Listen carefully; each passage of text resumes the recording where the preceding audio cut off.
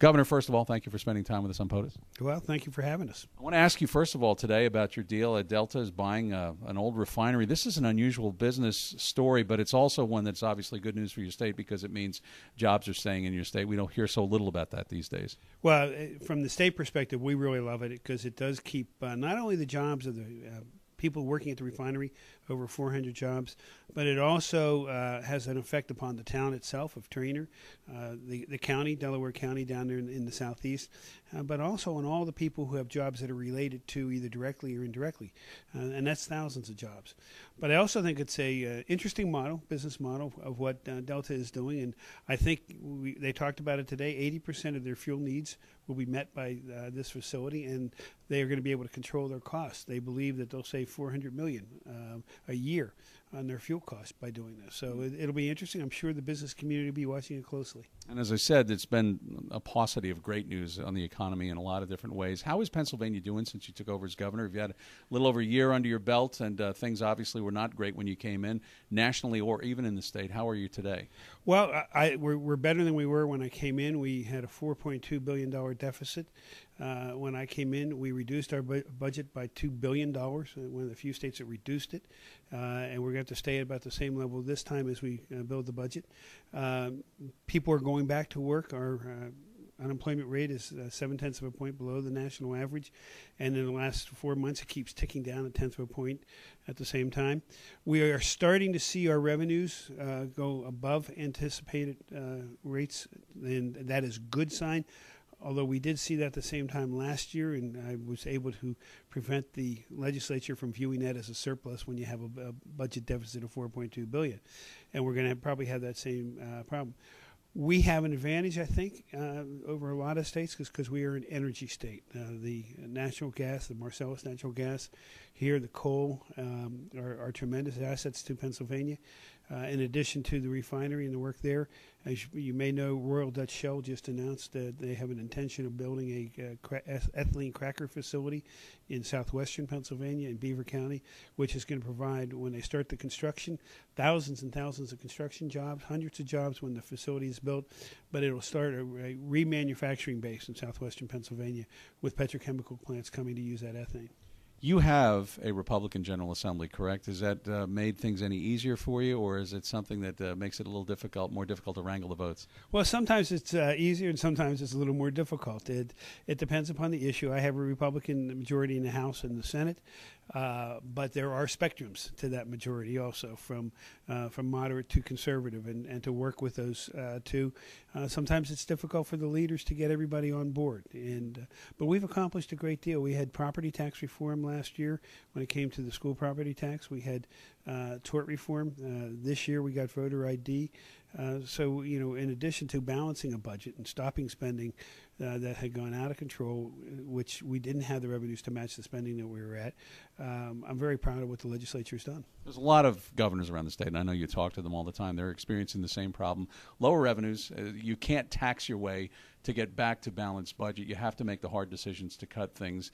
Are you anticipating that you were going to have to make more cuts this year? Are you having to target things? Are you feeling fairly safe that you can at least maintain status quo? Well, it's hard to maintain status quo when the pension issue is one that continues to grow and takes more money away. So while we don't anticipate going much further down in what we would spend, a greater portion will be going to pensions. For instance, right now I believe our pension contribution in this year's budget is $1.1 billion out of 27.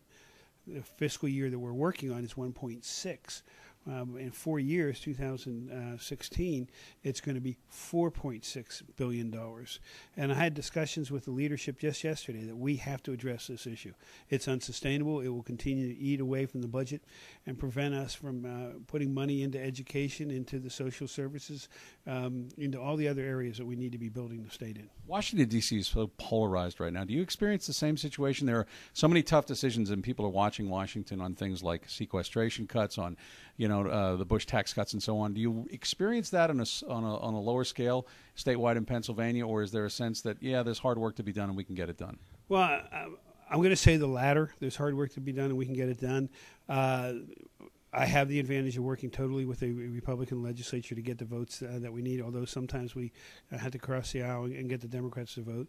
I believe that when we talk about the pension issue in these months ahead and into next year, the Democrats are also going to have to participate in this because it doesn't matter who the governor is and who is in charge of the legislature, they're going to have to deal with unsustainable burdens that we have. But there are some other issues that we are polarized.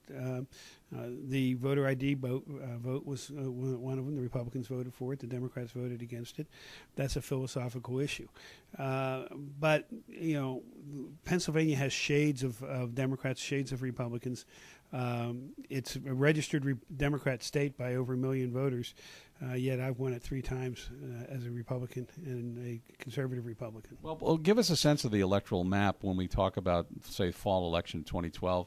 You have a senator. Senator Casey is up for re-election. Of course, the president is going to probably take Pennsylvania by most counts. Do you think that it's possible that a Republican could win? Could Mitt Romney win in Pennsylvania? Give us your sense also of maybe some of the congressional races, if there are things that you're watching very closely. Well, on the presidential, I think it's much tighter than what you indicated at this point. The enthusiasm for President Obama is not at the level today that it was 4 years ago. I ran as an attorney general in the same presidential cycle, and so I know that the people go back and forth. I won by over 3 million votes at that time. That was a huge win for a Republican to get something like that. So the people will go back and forth, but they're looking at the president, they're looking at the economy. And he's going to be tested on the economy, and he's going to be asked, and he has a difficult time answering, are you better off today than you were 4 years ago at this time?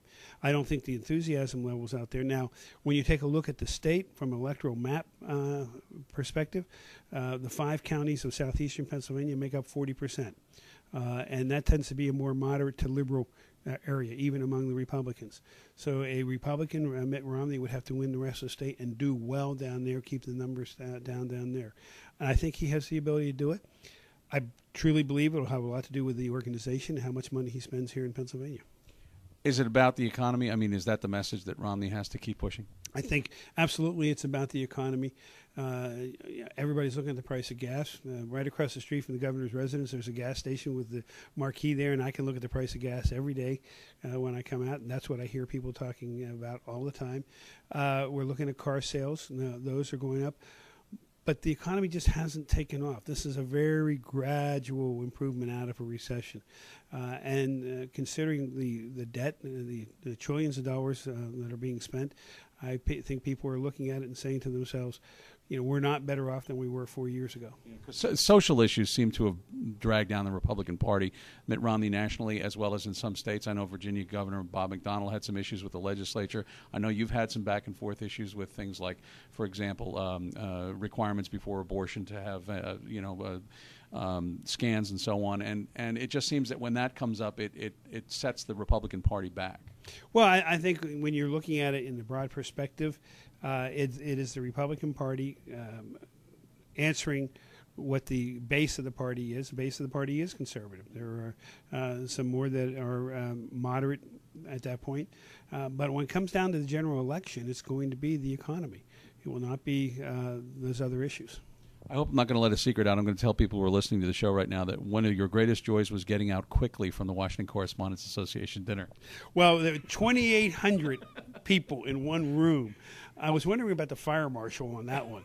But being able to be in the back of the room and getting out quickly, because it would have been a mob scene trying to get out of there, and getting back to Harrisburg in about 2 hours. There are a lot of people who wish a lot of congressmen would feel the same way and maybe get out very quickly. Well, there's a lot of difference between Harrisburg and Washington, and one of them is I like to get back to Harrisburg and get back to our residents. Governor Corbett, we appreciate you spending time with us on POTUS. Thank you very much. Thank you. Thanks for having us on.